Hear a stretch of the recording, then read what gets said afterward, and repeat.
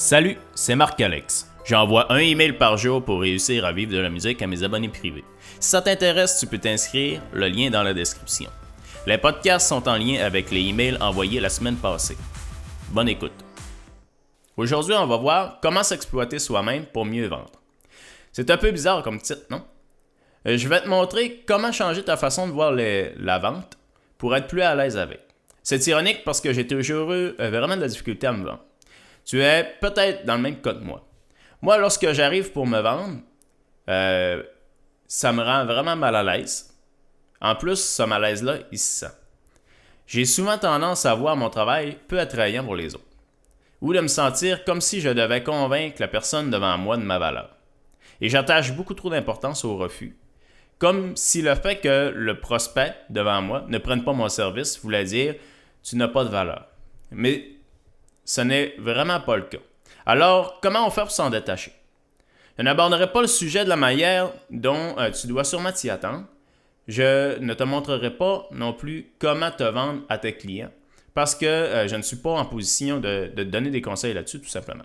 Par contre, j'ai appris comment réussir à me détacher de ce jugement qu'on porte sur nous. Et lorsqu'on voit la situation de cette autre façon, on devient tout de suite beaucoup plus à l'aise. On n'a plus l'impression de demander des faveurs et tout devient plus naturel. Et le client, il le sent. On attire plus de gens vers nous.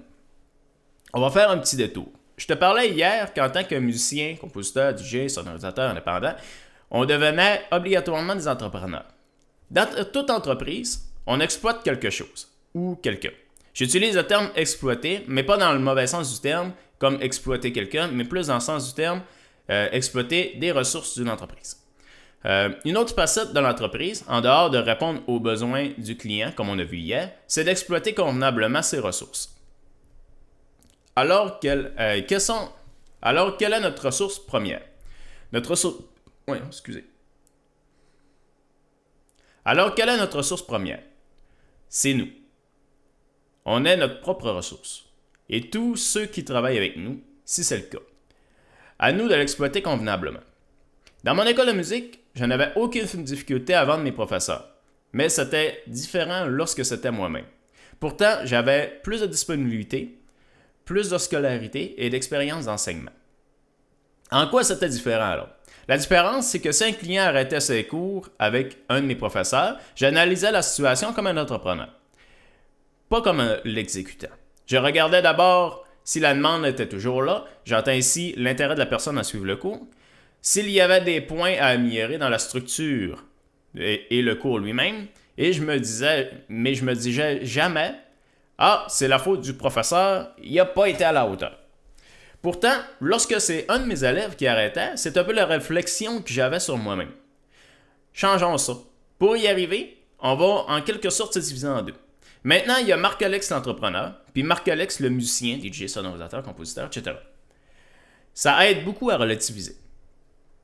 Et maintenant, lorsqu'un élève arrête ses cours, qu'il soit avec moi ou un autre, Marc-Alex l'entrepreneur analyse la situation et l'ego de Marc-Alex exécutant, il reste intact. J'ai remarqué un autre détail lorsque Marc-Alex l'entrepreneur vend. On en a aussi parlé hier. C'est qu'on vend une solution, pas juste nous. On n'est que la personne qui exécute la solution au final. En ce moment, j'exagère un petit peu l'idée. Bien sûr qu'on doit se vendre nos compétences aussi, mais au même titre que l'entrepreneur vend celui qui exécute la solution, comme faisant partie d'un tout.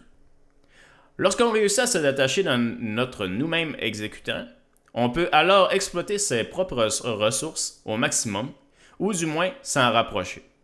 Maintenant, à toi de jouer. Vends tes solutions et tes services comme le ferait quelqu'un d'autre, sauf que toi, tu connais tes services mieux que personne. Il n'y a pas meilleur que toi pour répondre aux questions des clients. Puis moi, je te dis, à demain.